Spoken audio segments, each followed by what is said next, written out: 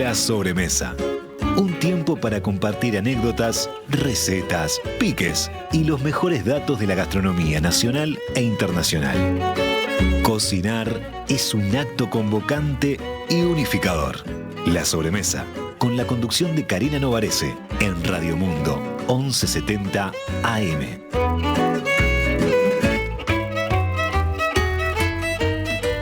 Presenta La Sobremesa Productos Gourmet de Alimentos de Ambrosi. Más de 50 años en la mesa de los uruguayos.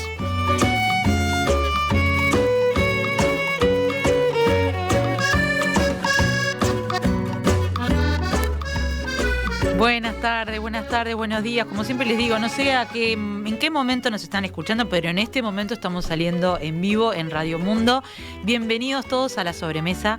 Antes que nada, antes de contarles de qué vamos a hablar hoy, les quiero agradecer un montón a todos los que nos mandan mensajes, también a los que me escriben directamente, a veces por redes, y me dicen qué bueno que estuvo tal programa, o me dan ideas, porque la verdad que hay mucho para hablar en esto que pretendemos ser La Sobremesa, este espacio de encuentro para conversar lo más tranquilo posibles de temas para los que a veces no nos hacemos tiempo y que sin embargo nos enriquecen la vida.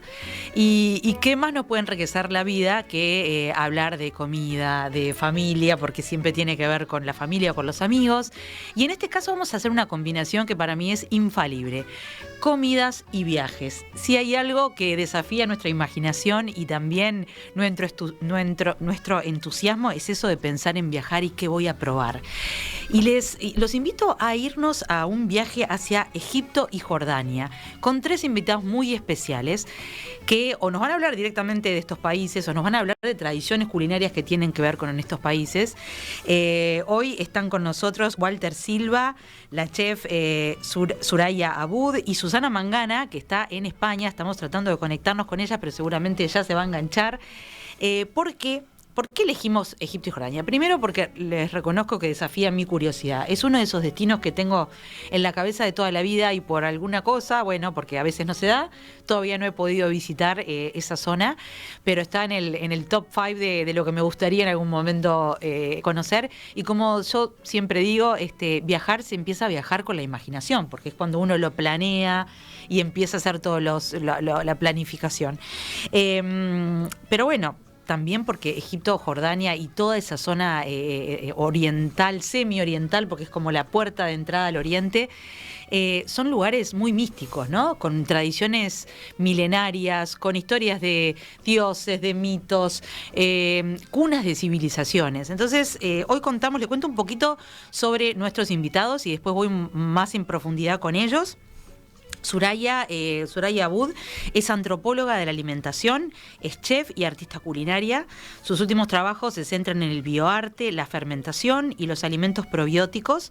Se dedica mucho a la educación alimentaria, a la agroecología, las memorias culinarias como forma de representación de experiencias y emociones. Vive entre Madrid, Montevideo y Beirut. Hay mucho para contar de los planes de Soraya. Bienvenida, ¿cómo estás? Muy bien, muchas gracias, buenas tardes. Soraya acaba de llegar, que venía de trabajar en una huerta, porque ella hace de todo, incluso un libro del que ahora le vamos a contar, que está ahí en imprenta, a punto de salir, pero queremos hablar un poco de cómo fue ese trabajo. Pero bueno, vino y como la Mujer Maravilla hizo un Fashion Emergency y quedó hecho un adiós acá entre nosotros. Ahora ya les contaré un poco más de Soraya, pero les quiero presentar a Walter Silva. Walter trabaja en el sector turístico desde los 17 años, empezó como intérprete y ha hecho de todo un poco en lo que refiere a turismo. Fue guía, fue conductor de un tour. En agentes de viajes empezó de asistente a gerente y director, y en los últimos 15 años ha sido gerente de producto internacional y encargado del desarrollo de nuevos productos y salidas grupales en Consolid Travel. Y Walter, además, que ahora les voy a contar un poco también más de su vida y de su familia, es uno de los encargados de este viaje que parte en septiembre hacia Egipto y Jordania, que van a hacer junto con Susana Mangana. Hola Walter, y ahora después presento a Susana. Hola, buenas tardes a todos. Y Susana Gracias. acaba de conectarse. Bueno, Walter, contame, están en pleno planificación de este viaje de 24 días, me decías, hacia esos destinos maravillosos. Bueno, es un poco un revival de algo que hicimos en el 19, antes de la pandemia, con Susana. La verdad que yo tuve la oportunidad de conocer lo que es Oriente Medio, porque un poco es el mismo tema que lo que hablan de el medio ambiente, claro, y el ambiente. Uh-huh. No es Medio Oriente, sino que es Oriente Medio. Claro. Y Oriente Medio tuve la fortuna de conocerlo a través de los viajes con Susana, uh-huh, y realmente es muy enriquecedor porque tiene un plus. No vamos a sacar una foto, vamos a conocer a fondo la cultura, vamos a conocer a fondo, claro, venimos con unas experiencias que van más allá. Sí, superan los paisajes, digamos, correcto, o los lugares turísticos más reconocidos, y por eso también la idea de tener este trío. Ahora ya Susana está, y aprovecho a presentarla. Bueno, Susana, en primer lugar, qué placer verte, que hace mucho que no te veo presencialmente. Ojo que está silenciada, pero igual primero te voy a presentar. Susana casi que no necesita presentación, pero igual, profesora, experta en asuntos árabes, docente, doctora, multilingüe, es muy conocida por los oyentes de Radio Mundo porque es colega de las tertulias. Nos ha tocado más de una vez cuando la tertulia éramos pocas mujeres. Por suerte ahora ya hay paridad también en la tertulia. Hace muy poco justo la entrevistaron en el semanario Voces, y el semanario Voces hizo un resumen que me parece interesante, más allá de que les recomiendo la entrevista. Susana es vasca, de origen gallego, es académica, estudió en Inglaterra, conoció a su marido uruguayo en Egipto. Es madre de cuatro hijos, y profesora a tiempo completo en la Universidad Católica. Es una mujer que habla hasta por los codos en varios idiomas, y seguramente es la que más sabe en nuestro país sobre el mundo árabe. Con miles de interrogantes nos fuimos a desasnar en una entrevista con Susana. Bueno, simplemente como mini resumen de Susana, que ahora está en el País Vasco, ¿no, Susana? Bienvenida. Sí, exactamente. Bueno, muchísimas gracias, Karina. Como tú dices, primero, no solo lo formal, sino también un abrazo para ti, que hacía muchísimo tiempo, también incluso antes de la pandemia, que no nos veíamos, que no habíamos podido coincidir en ese espacio mágico que es la radio. Recuerdo cuando empezábamos juntas en aquellas tertulias de los martes con otros compañeros también muy queridos. Y bueno, cierto. Luego también siempre ha sido una gran referente para mí en todo lo que tiene que ver con el periodismo, y siempre agradezco que siempre contestabas muy prontamente consultas. Y estoy aquí en Bilbao, en la ciudad de Bilbao, en la Universidad de Deusto, universidad jesuita también, al igual que lo es la católica. Pertenecen a la red de universidades jesuitas en América Latina, USJAL, y estoy aquí pues desde octubre pasado realizando una investigación y un doctorado, porque bueno, es una etapa que yo quería cerrar en mi proceso académico, en mi carrera. Y además, Karina, que lleva su tiempo, ¿no? Porque claro, realmente hacer una investigación... Para los que no conocen a Susana, pasa estudiando, nunca deja de estudiar, lo cual es, creo, el secreto de la juventud. Es muy curiosa y bueno, como contaba, está estudiando allá y aprovechando también a ver todas esas realidades. Hace poco la ven haber escuchado porque estuvo contándonos la realidad de la horrorosa guerra de Ucrania, pero hoy la tenemos para hablar de temas más... Bueno, también hay que saber disfrutar, más allá de que el mundo está loco. Y en septiembre va a estar con Walter y un grupo de viajeros en Egipto y en Jordania. Entonces, ya que estamos con Susana, vamos a empezar contigo, porque me gustaría hablar un poquito de la tradición cultural de estas zonas, ¿no? Y después empezar a hablar de la culinaria más con Soraya y de este viaje tan maravilloso que... Miren, no sé si todavía no me prendo yo. Que cuando Walter decía, también otro muy buen amigo, cuando decía que íbamos a aprender mucho, no sacar solo fotos, también sacamos fotos, y Walter saca muchas. Hay tiempo de todo, también fotos de la comida, che. Saca muchas fotos de la comida, y te puedo decir que se come muy bien. Y concretamente en Egipto, un país que yo quiero mucho, que para mí lo guardo siempre en el corazón, porque yo aprendí árabe allí, y fue una inmersión total en la cultura y la civilización árabo-musulmana, porque siempre hay que hacer esa salvedad, ¿no? Lo árabe no es estrictamente ni exclusivamente musulmán. Y Egipto es un ejemplo de ello, ¿no? Porque en Egipto tenemos 105 millones de habitantes, Karina, y aproximadamente 10% son cristianos coptos del Patriarcado de Alejandría, también hermanado con el Patriarcado de Etiopía. Sí, a ver, es un mini continente, ¿no? Estamos hablando de 100 millones de personas, y además un 10% no es un 10% como en Uruguay, es un 10 millones de personas son cristianas, claro, dentro de un país de tradición más musulmana. 3 veces Uruguay entero siempre lo explico así, son cristianos, y por allí además transitó la Sagrada Familia, más allá de si creemos o no, de si somos agnósticos, ateos o creyentes. bueno, es una tradición que pesa mucho en todo el mundo, ¿verdad? Y justamente es algo que yo estudio, el impacto del hecho religioso en la vida de las personas y cómo también hay que gestionar esa pluralidad, esa diversidad religiosa, especialmente en sociedades democráticas. Esa pluralidad, además, Susana, se ve en la propia cultura. ¿Cómo se traslada a la cultura? Que la gastronomía es parte de la cultura, obviamente. Pues, ¿y cómo está la situación ahora en Egipto, luego de años que fueron un poco complejos, luego de toda la revuelta árabe, digamos? Sí, estamos hablando de un país que ha sido siempre motor y faro, que ha iluminado y ha guiado al mundo árabe porque es el país más populoso del mundo árabe, ¿no? Si hablamos ya de cantidad de musulmanes, tenemos otro que alberga en su territorio muchos más ciudadanos que son musulmanes, que sería Indonesia, que sigue siendo yo diría junto con India, que le sigue a la zaga, el país que tiene mayor cantidad de musulmanes. Pero si hablamos de árabes, y de árabes musulmanes, entonces tenemos que darle la derecha a Egipto, un país que depende mucho de la ayuda económica en estos momentos que recibe tanto de Arabia Saudí como también de Emiratos Árabes Unidos y, por supuesto, la ayuda militar que disfraza de alguna manera esa ayuda que Estados Unidos permanentemente desde hace muchísimas décadas le otorga a Egipto. Pero la culinaria, como tú dices, esa influencia ha sido mixta, porque es un país de muchas civilizaciones. Allí se han superpuesto capas culturales, dijéramos. Por ejemplo, el Imperio Otomano también abarcó esos territorios, con lo cual hubo un legado a nivel gastronómico. Claro. Y a mí me encanta la comida árabe en general y en todo Oriente Medio, pero también en Egipto. Y de hecho, luego podemos comentar con la otra invitada platillos típicos de Egipto que a mí me encanta recordar. Por suerte yo vivía en Egipto porque viví muchos años allí, que ya digo, aprendí mi árabe dialectal, el árabe coloquial que yo hablo tiene dejos y tiene una fuerte y notoria influencia egipcia, pero además Egipto ha sabido también irradiar su conocimiento de la lengua a través de las películas, las miniseries, las telenovelas famosas. Antes de que surgieran las turcas ya estaban las egipcias, que aquí no han llegado, digo aquí, sea Uruguay o sea España, pero que son también muy similares, siguen un patrón.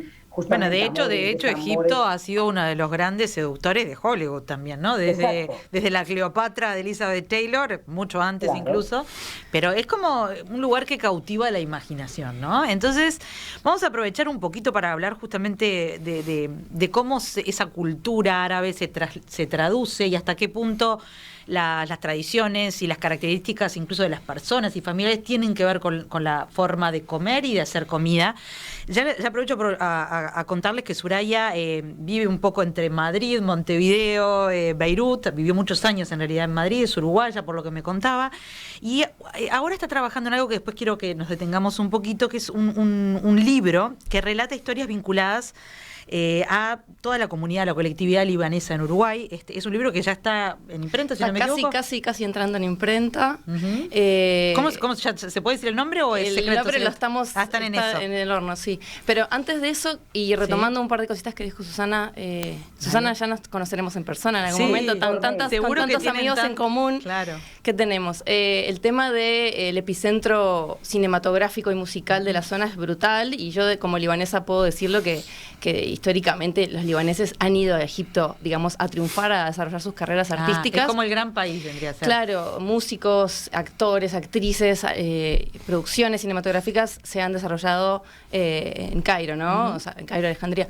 Y también lo vinculado al paso de civilizaciones, y ya podemos entrar en uno de los platos que para mí y es como muy representativo de Egipto, que es el koshari. El koshari es un plato que es como un popurrí. Atentos los que están escuchando o que estén mirando, vayan a googlear. Primero, les recomiendo una cosa, googleen el mapa, porque los pone a uno, googleen o abran el atlas, si todavía hay un atlas en su casa, ojalá, una enciclopedia, porque viste que hay que ponerse ahí en terreno. Claro, y en cuanto al mapa es muy interesante porque, claro, es un país árabe y es africano. Claro, está en África pura. Claro, que incluso el fenotipo, ¿no? Que tienen ese pelo tan tupido, es muy interesante.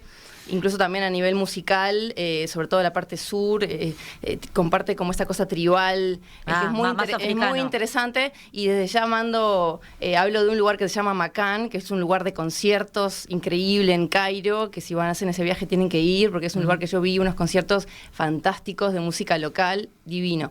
Bueno, el koshari es un plato que tiene pasta, que tiene garbanzos, que tiene arroz, ay, qué rico, que tiene cebolla frita y tiene cuando los ingredientes están buenos. Y que tiene el duende pasó. Sí, y tiene como un sofrito de tomate y es una salsa picante.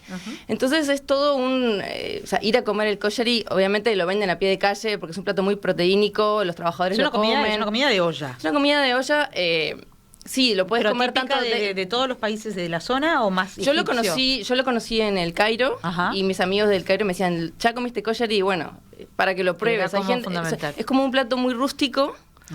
Porque obviamente te queda súper lleno con ese plato y bueno, es como en un plato materializar todo ese cruce de civilizaciones, ¿no? Claro. Porque está la pasta, están las la legumbres. Pasta más mediterráneo capaz, pero también en realidad que viene de China originalmente. Exacto, y muy interesante y además hay otro plato que a mí lo probamos y que se llama el fasij.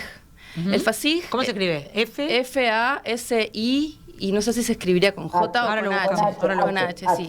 El fasij, y por supuesto la persona que hace el fasij es el fasajani, que es un pescado fermentado. Un pescado fermentado, de hecho yo hablo de estos dos platos, los cito en mi libro, porque yo estuve en Cairo con mi prima Ana Laura, estábamos haciendo un viaje por la región para investigar los alimentos fermentados vinculados con las culturas alimentarias, y dijimos, tenemos que probar el fasij.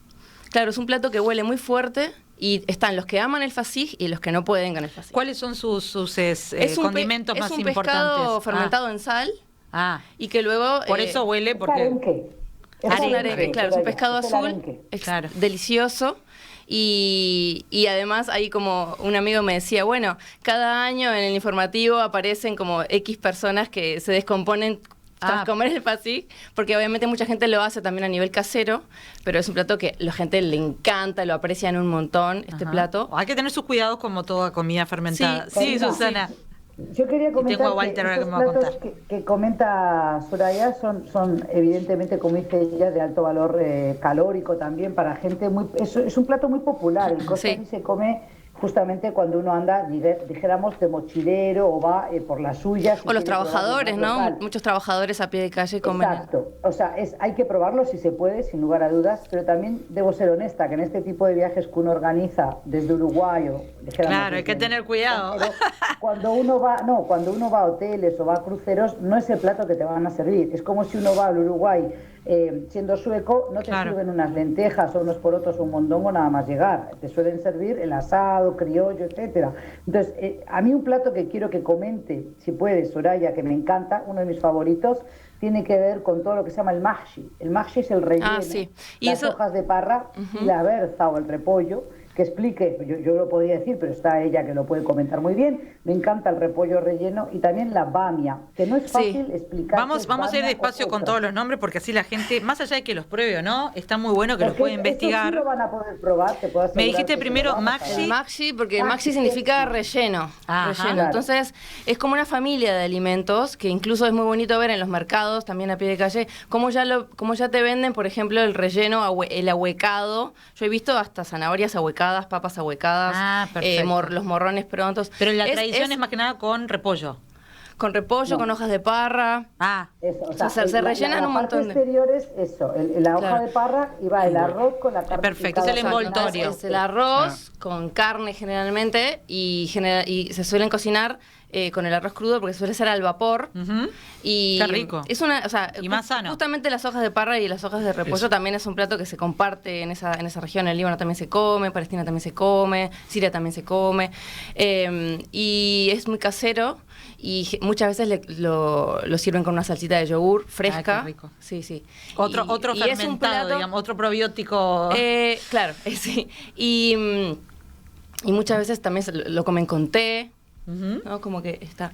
Y sí, y la bamia o bamie, que cambia de nombre según el lugar. Sí, es muy particular. Es como a ver cómo lo explicamos. Que también. Mucilaginosa se dice. O sea, es una planta de origen africano que se usa mucho también en Asia.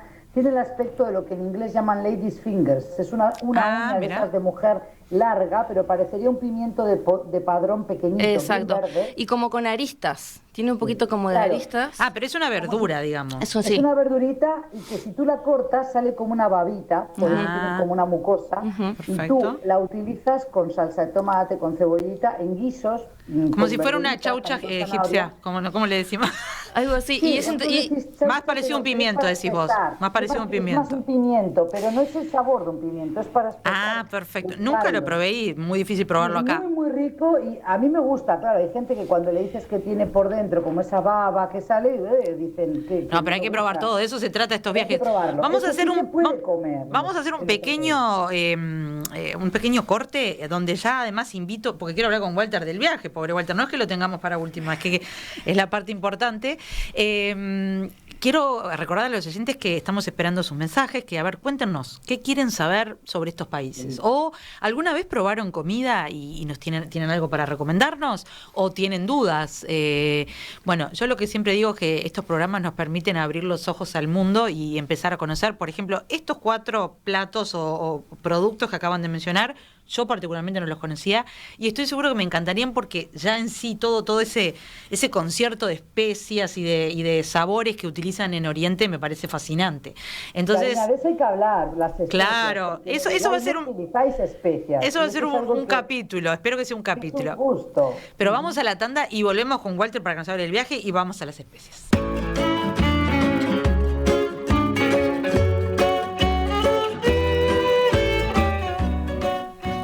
Seguimos con esta sobremesa que se armó un poco a propósito de este plan de viaje fabuloso a Egipto y Jordania, pero que pretende empezar de a poquito a adentrarnos en otros sabores y otros aromas y otras cocinas, en este caso más árabes, más del Medio Oriente. Estamos acá con Soraya Aboud, con Walter, con Susana, con Walter Silva de Consolid Travel y Susana Mangana, bueno, estudiosa, catedrática, profesora, pero también que se va a sumar a este viaje. Y bueno, la promesa era empezar a hablar con Walter de qué se trata este viaje, que va a ser en septiembre. Son unos 24 días. Contanos, Walter. Bueno, con Susana hace ya tiempo hemos comenzado una serie de viajes temáticos que por encima, como yo decía, del tema de que ella dice que sacó muchas fotos, si bien traemos esos recuerdos, lo más importante que traemos es todo el conocimiento en profundidad que puede dar Susana de cada uno de estos lugares. La verdad que para mí, que llevo 50 años trabajando en esto, empecé muy chiquito, fue un descubrimiento. Los viajes con Susana fueron un descubrimiento porque me abrieron como una ventana a una profundidad del viaje que no habíamos tenido en otros viajes turísticos anteriores o los clásicos que porque vas de lleno también a la cultura y a las tradiciones, no solamente a lo turístico, ¿no? Que capaz que uno podría quedarse más en la superficie, o cuando uno viaja solo también puede ser más complejo. Pasa mucho eso. Bueno, cuando uno viaja solo, muchas veces decimos, pasamos por lugares que no nos damos cuenta que pasamos por ellos porque no teníamos el conocimiento previo. ¿Qué pasa con los viajes de Susana? Primero, que los vamos preparando a medida que, antes de empezar el viaje, nosotros ya tenemos con los pasajeros una serie de informaciones para que el pasajero vaya conociendo un poco todo lo que va a ver.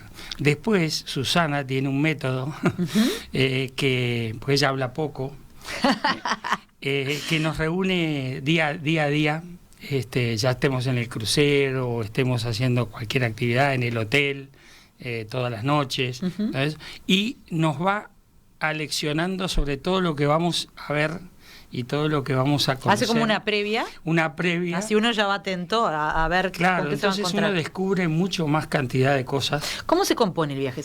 ¿Por dónde van esos 24 días? Nosotros comenzamos por el Cairo, la ciudad emblemática de la zona, ¿no? Claro. Una ciudad con más de 20 millones de habitantes, una megalópolis impresionante.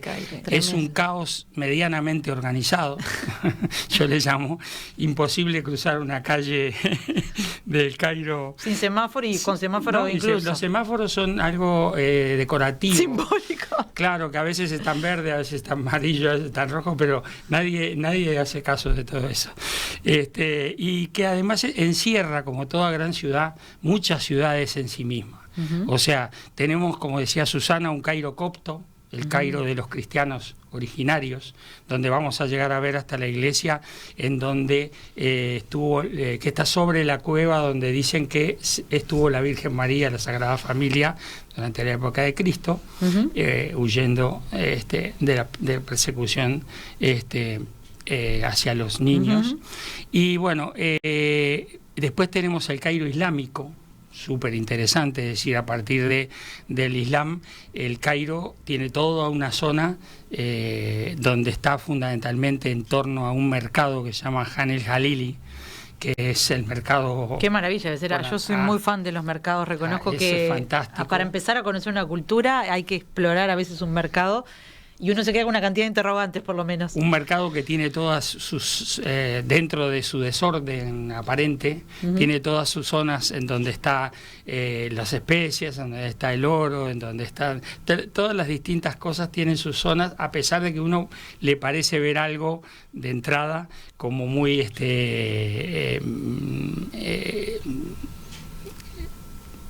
la palabra es caótico. Pero es caótico para nosotros. Claro. Todos los gremios juntos, es lo que tú quieres explicar. Claro. O sea, todo el gremio, por ejemplo, de los que hacen dulces, el gremio de los que venden plata. Está todo junto, pero tienen su lógica. Correcto, y cada uno tiene su lógica. O pero sea, que además, empiezan por Cairo, además es la ciudad de los grandes minaretes, de los 1000 minaretes.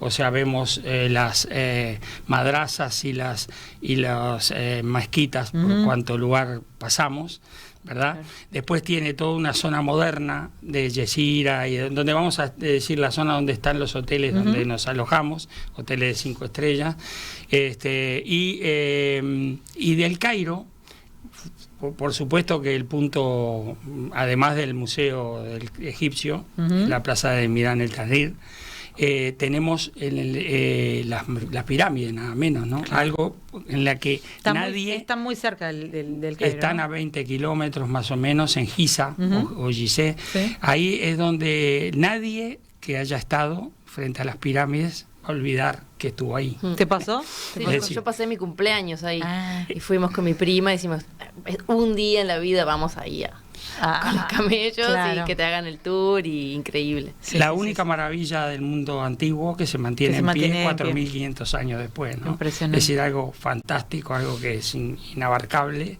Es decir, bueno, pero continuando, este viaje nosotros quiero hacer hincapié en algo. Hay un lugar muy cercano al Cairo que en el primer viaje que nosotros hicimos hace 2 años no lo habíamos hecho, que es Saqqara. Saqqara es la necrópolis de Memphis, que fue la primera capital egipcia.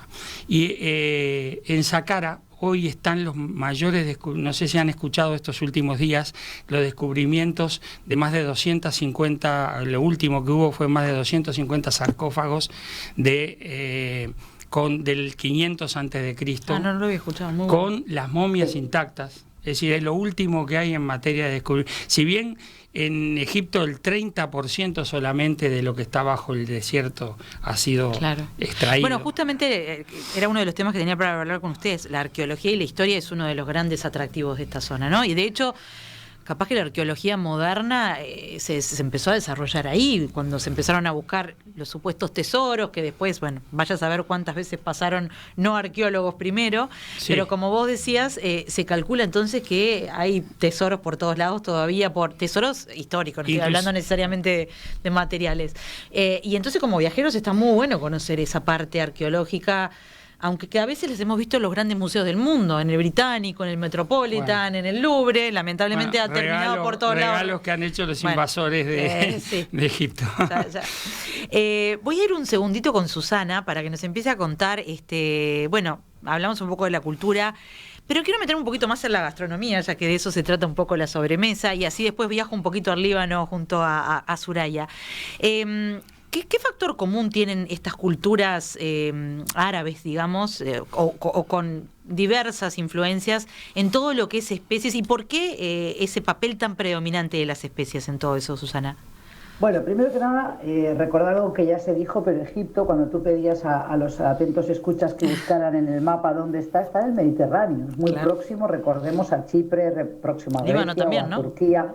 Entonces, por supuesto, también al Líbano. Entonces, los propios faraones tuvieron expediciones al Líbano, pero es evidente que el uso de las especias tiene que ver con la forma de preservar los alimentos. En la India o en México se utiliza, por ejemplo, también el picante, porque es una manera de preservar y además de aromatizar y disfrazar cuando ya el producto, cuando el alimento, cuando no había cadena de frío, iba quedando en un estado, digamos, un poquito ya pasado, diríamos hoy, o no apto para el consumo, pero bueno, que de alguna manera se disfrazaba pues esa descomposición que empezaba ya a fermentar, etcétera. Pero además es que es una manera hoy día de enriquecer esos sabores, de potenciarlos también, porque claro, debidamente o si se saben combinar esas especias, el comino o por ejemplo la cúrcuma o por ejemplo el jengibre, pero por supuesto también otro tipo de especias más picantonas, pues eso adereza muy bien pues los platos, ¿no? Solo las carnes, sino también, por ejemplo, las verduras, el pescado sazonado, por ejemplo, el arroz con azafrán, ¿verdad? Con azafrán si es de buena calidad, pues evidentemente no es lo mismo que un arroz blanco. ¿Qué es lo que más te gusta de todos esos platillos? De todo. A vos te gusta la comida, ¿no? Con esos sabores. La comida árabe me encanta. Bueno, a mí me encantan todos los meses, todo lo que son los platitos que te ponen de, como si fueran tapas, como si fueran entremeses, dijéramos.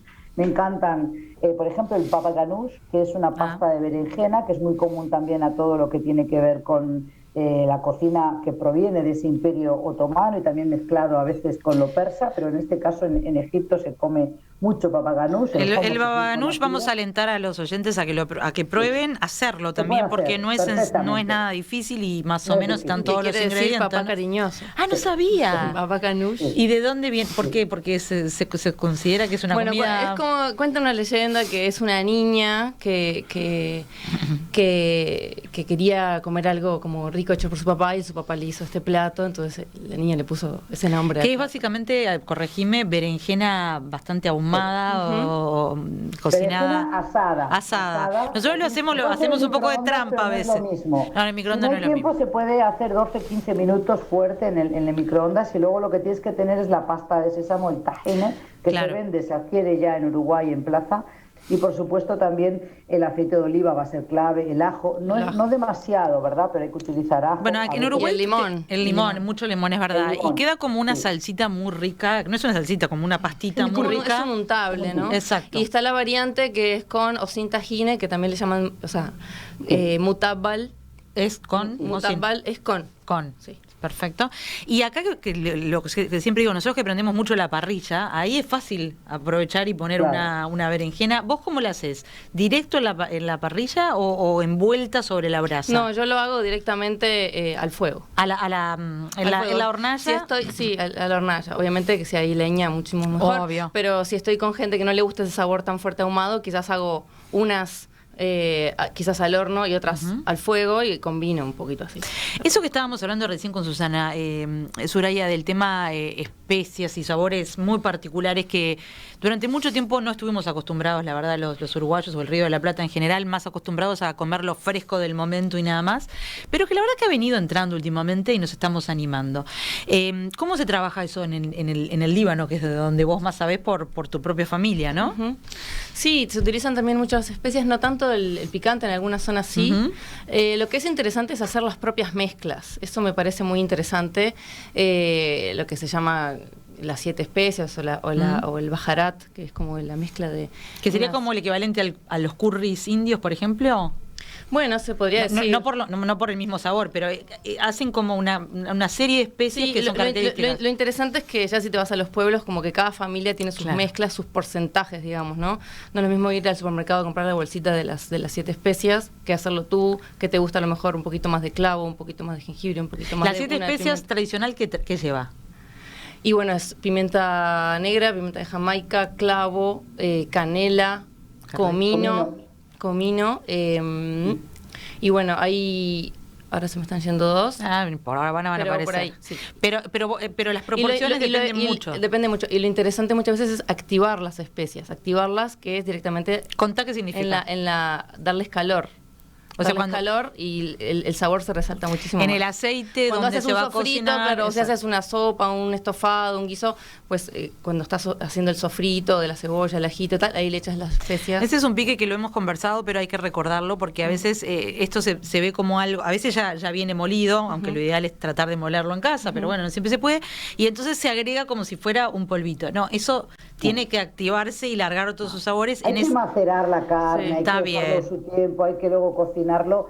Yo te quería comentar algo que no podemos dejar de mencionar, y es que todo esto suena muy bien, pero si tú vas a cualquier viajero que vaya por su cuenta o va en un grupo en un viaje al uso, se sienta, el camarero, el mozo lo va a atender de la mejor manera posible porque son muy hospitalarios como en todo Oriente Medio, pero también es muy diferente acompañados de alguien que en mi caso hablo árabe, tú sabes bien, Karina, entonces he vivido allí y por supuesto rompes el hielo de otra manera y consigues otro trato, evidentemente, tanto de todo el personal que te va a atender durante todo el viaje, como también sentarte a comer estos platos y disfrutarlos con eso que quería apuntar Soraya de la historia de Baba Ganoush, pero también hay otras muy llamativas, también algunas más rocambolescas, con tintes hasta de crímenes de por medio, intrigas palaciegas para algunos postres típicos de Egipto.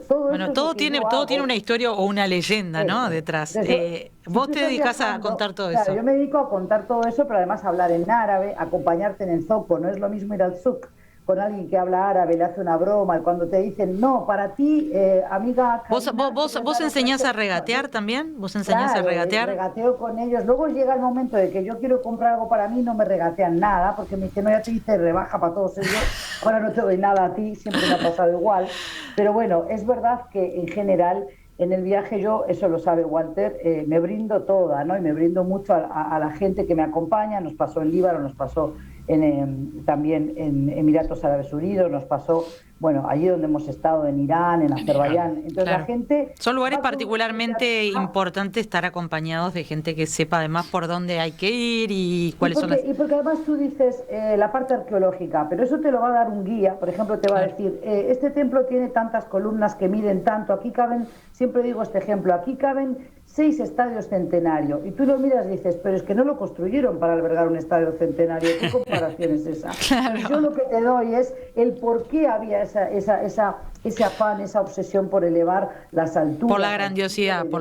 Exacto. Entonces, luego, en esos espacios, por ejemplo, cuando vamos al crucero, cuando vamos a los hoteles, yo ya tengo también el manejo de grupo como para decir, no te dejo ir a bañar ahora, porque si todos se me desagregan, se me va el grupo y uno vuelve a la media hora, el otro a la hora, ya no hay clase. Claro. Entonces digo, no, vamos directo al lobby, vamos a tomar algo fresco, una limonada, vamos a probar un carcadet y seguimos, estás todo el día estás incentivando a los olores, sabores, estás propiciando que estén Acá se ríe Walter.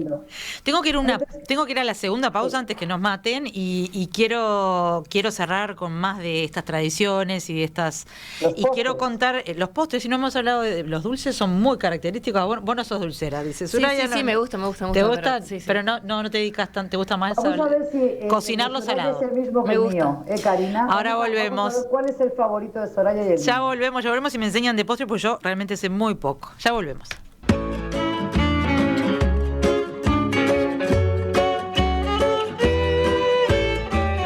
La sobremesa. Conducción, Karina Novarese. Producción ejecutiva, Alexandra Morgan. Operador de radio, Oscar Romero. Operador de video, Felipe Penadez. Locución, Bruno Carballo. La sobremesa es una realización de En Perspectiva Producciones.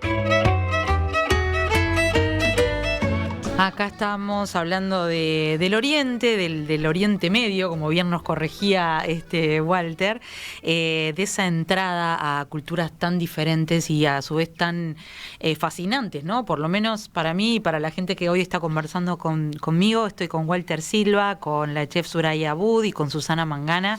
Y Soraya justo nos había contado al principio, y quiero ir un poquito más a fondo en eso, que está ahí en los toques finales de un proyecto que va a terminar siendo un libro, pero que empezó como una investigación. Contame vos, ¿de qué se trata? Y todavía no tiene título, pero sí ya consistencia. Es un libro que lo estamos haciendo con el proyecto Casa Mario, con Sebastián Alonso, Niklaus Strobel y Sofi Dinello. y Ana Larroca como correctora del libro. Estamos en el proceso de corrección ahora mismo. Bueno, rápidamente, es un libro que pretende dar cuenta de la migración libanesa en Uruguay, de mis viajes al Líbano, de mis investigaciones sobre las culturas alimentarias allí, mis trabajos en el mundo rural, en Beirut, mis pasos por Madrid, mis trabajos con Casa Árabe en Madrid, y también, obviamente, no solo la colectividad libanesa en Uruguay, también mi paso por México, los libaneses en México. Bueno, es toda esta historia a través de la comida, y a través de la comida y a través de algo que nombró Susana, que es el mezze. El mezze como una manera de servirte diferentes platos y que tú puedas ir probando un poquito de cada cosa, y con un sentido, y que hemos querido, para poder registrar y documentar este libro, organizamos 3 almuerzos como escenográficos en distintos lugares, en una azotea, acá en Montevideo, con gente proveniente de esa cultura. Distintos amigos, no, o sea, sí con personas y amigos de la colectividad libanesa, sí, pero también con artistas, con periodistas, con productores culturales, para generar un contenido visual para el libro, y donde fuimos desarrollando en 3 capítulos vinculado a todo ese proceso histórico y antropológico de la cocina libanesa y de la migración y esas historias de viajes y de vida, experiencias de las memorias culinarias, en esos 3 almuerzos. Y bueno, y entonces... O sea que las fotografías que vamos a ver en el libro son como tomadas en vivo en esos lugares donde la gente estaba disfrutando y experimentando con esos platillos. Uno de los almuerzos fue en el Club Libanés, lugar histórico para la colectividad libanesa en la Ciudad Vieja, y los otros 2 en Casa Mario, que está en la Ciudad Vieja. Y bueno, vinieron personalidades como Hugo Fatoruso, obviamente Alexandra y Emiliano estuvieron presentes, periodistas como Aldo Silva, otros directores de teatro, Tamara Cubas. Y cuando sale ese libro, que seguramente sea en julio, vos me decías, estamos por ahí. Van a tener un viaje, digamos, por esas tradiciones, pero también recetas, o simplemente... Sí, es un libro de recetas y de historias, las recetas. Perfecto. Y lo que nosotros le llamamos internamente las migas, que son como pasando la receta, y historias de distintas personas y situaciones que nos remiten a esa receta, pero que nos hacen viajar pues no sé, a cuáles son los músicos contemporáneos libaneses, qué pasa con el campo y el agroturismo en Líbano, qué pasa con la colectividad libanesa en Uruguay, qué pasa con la producción artística libanesa. Bueno, es un libro que rinde cuenta de todo eso, muy dinámico, muy divertido. Vamos a estar esperando, y seguramente vamos a hablar cuando ya esté en la calle y vas a venir a visitarnos y contarnos más específicamente sobre esas tradiciones.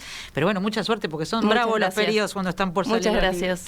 Seguimos viajando, y Walter obviamente nos contó una fracción simplemente de este viaje que se extiende por 24 días, y por Egipto y por Jordania. Acordémonos que Jordania también es un país hermosísimo, con unas riquezas históricas, también imposible de evaluar, ¿no? Claro, por eso. No, el viaje en sí, lo que quería comentarles, después de salir del Cairo, vamos a hacer 4 noches de crucero, el crucero clásico completo, que va desde Luxor hasta Asuán, que ahí está también la mayor parte de la riqueza de los templos egipcios. Que por ahí hay una película nueva sobre el misterio en un crucero del Cairo, les digo por las dudas, pero basado en la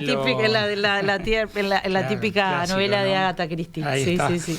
No, bueno, pero luego de eso también lo combinamos esta vez con Sharm el Sheikh, con la península de Sinaí.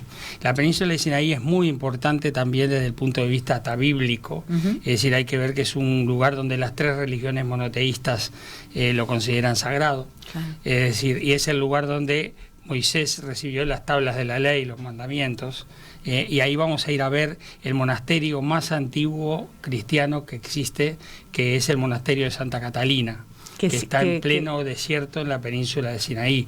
Vamos a poder ver las tribus que todavía viven, ya no en forma nómade, pero que viven en la zona, y vamos a estar 3 días en Sharm el Sheikh, que es el balneario de moda, es el Punta del Este del Mar Rojo, de Egipto. Y otra cosa importante, vamos a entrar algo que tiene este viaje, que es que vamos a entrar a Jordania por el sur de Jordania, por el puerto de Aqaba, por el Golfo de Aqaba, en donde vamos a cruzar con un ferry, que es una cosa que a Susana le gusta mucho, que es ver a la gente normal, local, funcionando en forma normal. Claro. Entonces no es ya el turismo, porque es un ferry no turístico, donde es estamos un ferry encerrados. No turístico, sino que es donde el la ferry gente donde realmente la gente hace el recorrido. Eso es súper importante, tratar de salir un poquito a veces del lugar del turista para observar las verdaderas es algo que tradiciones. le encanta y nos ha hecho. Ahí está Susana con nosotros. Nos ha participado de todo eso. Ahí entramos en Jordania, donde vamos a hacer una noche en el desierto de Wadi Rum, que es famoso por Lawrence de Arabia, ¿no? Por la película. Y después nos vamos a la maravilla, que es Petra, la ciudad rosa, la ciudad excavada por los nabateos en la piedra. Es algo también de lo cual uno no se puede olvidar. Más de 800 templos y edificios excavados en la piedra, ¿verdad? Ahí vamos a estar 2 noches, porque ya tenemos la experiencia de que un día nos quedó en el viaje anterior muy corto para Petra, y ahí después vamos a continuar hacia el Monte Nebo, donde Moisés vio la tierra prometida. Vamos a continuar al lugar donde Jesús fue, es decir, la zona de Betania, donde Jesús fue bautizado. Claro. Y continuamos al norte hasta llegar a Amán, que es la capital de Jordania, y a Gerasa, una ciudad romana conservada, fantástica. Bueno, hay mucho para ver, así que van a tener que contactar a Walter para que les dé el recorrido con orden. Y ahora enseguida voy contigo, Susana, porque Walter no tiene los auriculares y no te escucha. Lo que quiero comentarles es que los que nos quieran acompañar lo pueden hacer a través de Consoli Travel, que ya le hemos dado los teléfonos además, o en Aptur Viajes, que es también parte de este proyecto, y allí en Aptur pueden hablar con Rosario. Perfecto. O nos escriben por acá como siempre, y los llevamos. Susana, nos quedó pendiente hablar un poquito de dulces, porque hemos hablado de viajes, hemos hablado de Líbano, de libros, de todos estos olores, aromas y sabores que a uno le queda ahí como... Se queda muerto de hambre, aunque recién haya almorzado, básicamente. Pero contanos un poco vos, ¿cuál es tu dulce favorito? Te lo voy a decir, pero no puedo dejar de mencionar, porque me lo estaba explicando y poniendo muy goloso el amigo Walter cuando decía el Mar Rojo, la península de Sinaí. Tú como periodista de temas de actualidad también, fíjate que la gente que va a viajar con nosotros no solo va a poder ver esos lugares bíblicos, el Mar Rojo que separó las aguas, Moisés escapando de la ira del faraón con el pueblo hebreo, el pueblo judío, sino que también allí tenemos el epicentro de la geopolítica de ayer y de hoy. Tenemos esa península del Sinaí que fue ocupada por Israel después de vuelta a Egipto. Tenemos allí también evidentemente un país que fue inventado, ¿no?, por el Lord Ponsonby del momento, por los británicos. Entonces toda esa carga de información, de actualidad, yo se la voy a estar brindando en el viaje, además de todo lo que están escuchando de la historia, de lo que es la propia historia de las 3 religiones monoteístas que tanto han impactado en nuestra cultura judeocristiana y por supuesto también de Uruguay. Pero saboreando todo en cada momento, y es como una inmersión total en la historia, la cultura, la sociología, pero también la política y la actualidad de estos pueblos. Y vaya bonito que es esto de trabajar en la gastronomía, porque a través de libros como el de Soraya, pero de estos relatos, nos vamos acercando, porque cuando uno comparte el pan, cuando uno comparte la mesa con el otro, deja de ser un adversario, deja de ser algo extraño, exótico, para convertirse en otro comensal. Y eso a mí me importa mucho, humanamente me importa desmitificar al otro. En un momento en el que estamos con esta incertidumbre a nivel mundial, qué importante es viajar a Egipto, recordar esa historia, los cuentos de Cleopatra que tú decías, ¿verdad? Aunque hubo otras reinas más importantes. Sí, se ve que esa fue la que eligió el cine, y entonces se hizo más popular. Es la número 1, la faraona primera, muy importante, pero eso lo hablaremos en el viaje y tendremos nuestras discusiones al respecto. Pero tú me has preguntado también por mi postre, y sigue siendo un postre egipcio el que a mí más me gusta, que es Umm Ali, la madre de Ali. Anda despacio, que ¿cómo es el nombre? Significa madre, entonces Ali, como madre de Ali, o madre de Ali, sí, Muhammad Ali, ¿no? Casi y todo esto. Bueno, pues Ali, la madre de Ali, que es un postre que se toma como calentito, casi como que se puede tomar hasta casi como un desayuno. Pero también me gusta mucho la basbusa. Pero para ahí, ¿qué es? Perdón, ¿pero qué es el umahali? Es como un hojaldre que se come ya bastante pisadito, se come ya mojadito, pues que también tiene piñones, o tiene nueces, o tiene pasas, tiene leche, por supuesto, y tiene almíbar. Entonces es muy rico para mi gusto, pero claro, también se le pueden poner como unos copos de coco por arriba y lo hace realmente exquisito. Es decir, no es para diabéticos el viaje, ¿verdad? Bueno, cuando uno está de viaje... Justamente los dulces árabes tienen eso, ¿no? Son muy dulces, ¿no? Son muy dulces con ese almíbar. A mí yo siempre digo que me encanta ese con los dulces árabes con un buen café amargo. Porque me parece que combina riquísimo, sí. El café que en Líbano, lo sabes, Soraya, no les puedes decir café turco porque te dicen no. Pero en Egipto no dices café árabe, porque el café árabe es el ámbar, el que se mueve así la tacita, que lo toman en el Golfo Pérsico. Entonces, allí pides un café turqui, pides un café turco, y ahí tienes que decir si lo quieres solo, de azúcar, o sea, sin azúcar, medio o excesivo. O sea, imagínate, te puedes tomar el café turco con 3 tipos de... Mira que los uruguayos son bastante azucareros, pero sí, bueno, ellos lo superan seguramente. Y bueno, y luego haremos toda esa pantomima de leer la borra del café, le damos la vuelta, dejamos que se vaya formando eso, obviamente que eso ya es para la anécdota, para la broma. Pero no dejo de señalar la importancia de un viaje donde no solo van a aprender de la historia, de la cultura, a sacarse las ganas de tomar la foto de la pirámide de Keops o de Kefren o Miquerinos, sino también te puedo garantizar, y tú sabes que me conoces de hace años, que trabajo toda la cuestión de los conflictos internacionales, voy a estar hablándoles de esta realidad. Y muchas otras cosas que tú me preguntaste al pasar y no pude entrar. ¿Cómo ha impactado la pandemia en estos países? Y todavía más, ¿cómo está impactando la guerra de Ucrania y de Rusia? Porque la idea de hoy era dejar la semilla de la curiosidad plantada. Creo que lo hemos logrado. Y después ustedes podrán seguir investigando, podrán seguir hablando con nuestros referentes. También fue un placer conocer a Soraya, una joven, no ya promesa, pues está trabajando en todos estos temas que tienen que ver no solamente con la comida en sí mismo, sino también con sus orígenes, con su peso social, ¿no? Y bueno, nos tenemos que ir porque tenemos que dejar paso al resto de la programación, pero espero que esto les haya dejado ganas de conocer más, de probar más. Este fin de semana les recuerdo que está Ollas del Mundo en el Espacio de Arte Contemporáneo. Y va a estar ahí Soraya también porque tiene un emprendimiento de kefir de agua. Kefir de agua con vida de alimentos vivos. Y bueno, vamos a tener también... ¿Tiene algún nombre o...? La empresa es Con Vida. Con Vida. Con Vida, alimentos vivos, y producimos kefir de agua. Y bueno, además...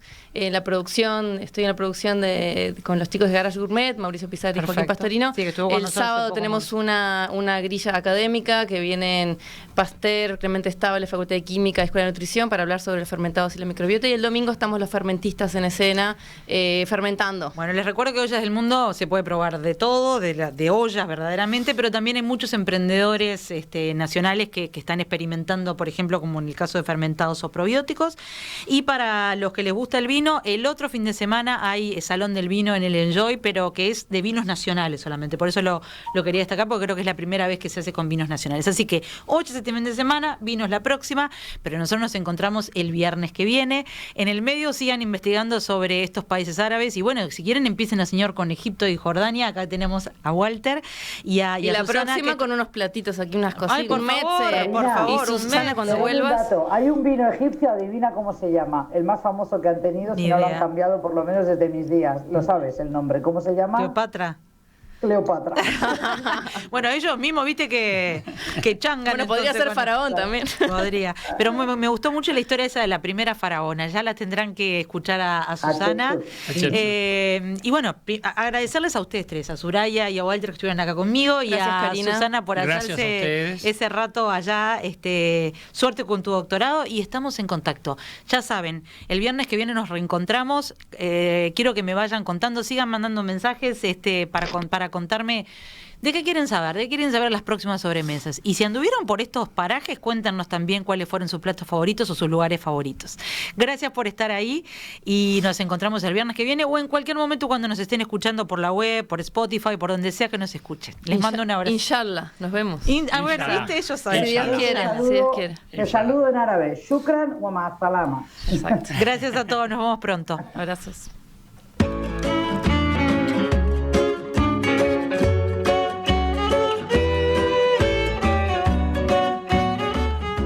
La Sobremesa.